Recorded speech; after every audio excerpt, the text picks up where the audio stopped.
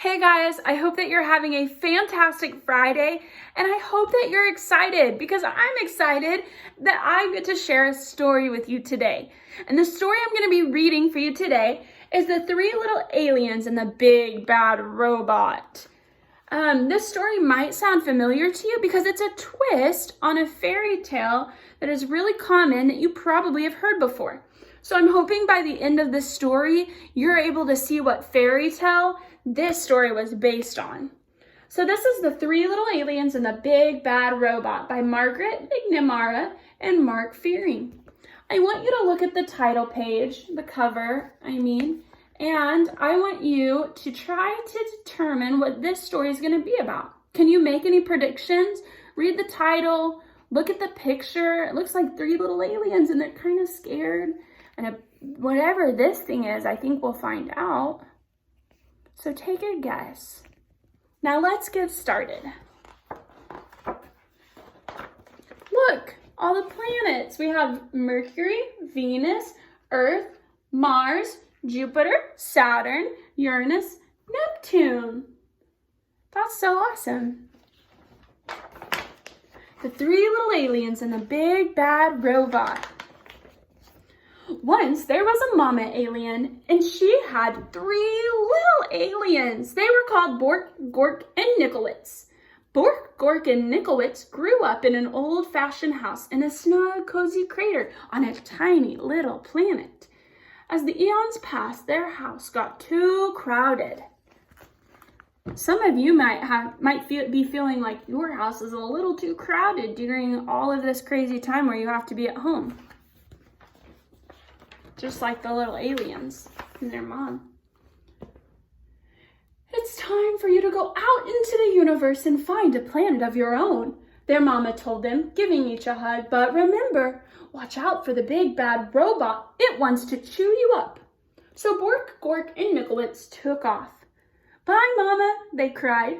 Bye, kids, she shouted back. Always stick together, she added. Then she sniffed a little and call me every once in a while.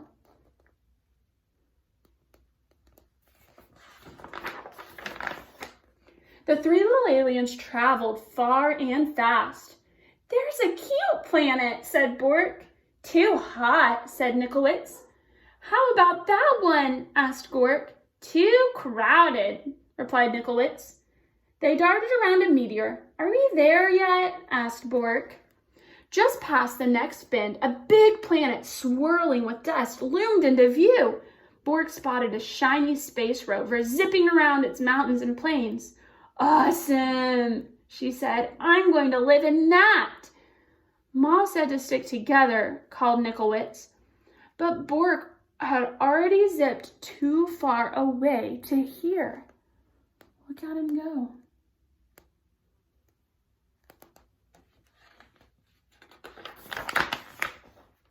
Nikolitz and Gork traveled on. Nikolitz didn't like the looks of the next planet either. Nowhere to breathe, he gasped. Picky, Gork said. Then just ahead, he spied a giant planet with huge golden rings around it. He jumped on a passing satellite and caught a ride on a ring. Whee! He squealed. This is what I call home. We can't live on a ring that goes around in circles, yelled Nikolitz. We'll get dizzy.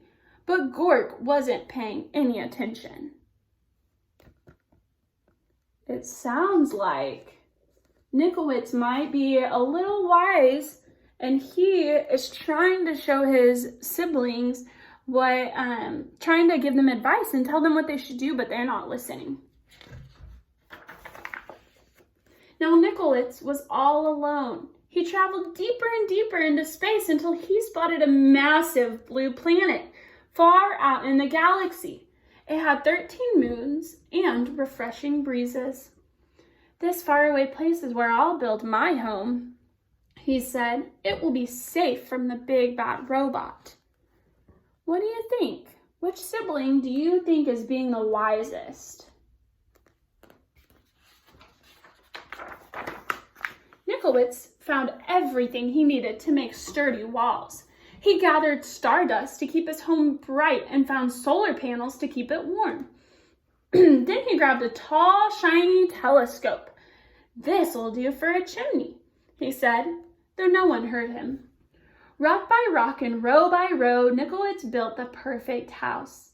Then, when he was finished, he sat down and locked the door.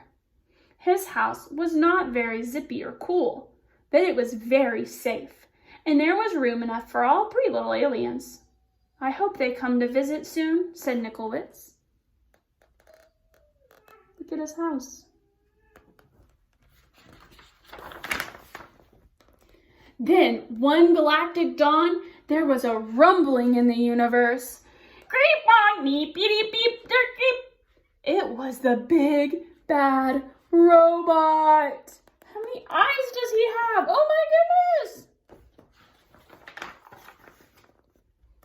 Bork was so busy on her swirly red planet that she couldn't hear the robot's call.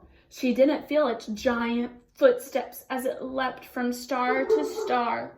And she didn't see the robot until it was right in front of her rover. Look.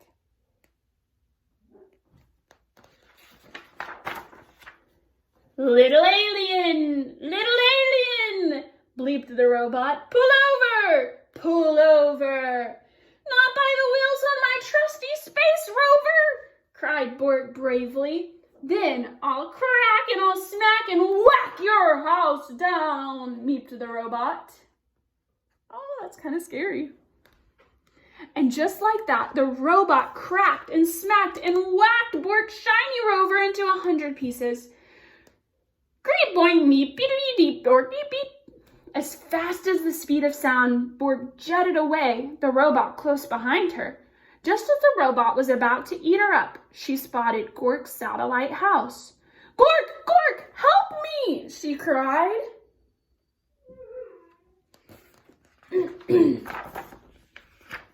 But Gork was having so much fun surfing on the rings of his giant planet that he didn't hear Bork's cries.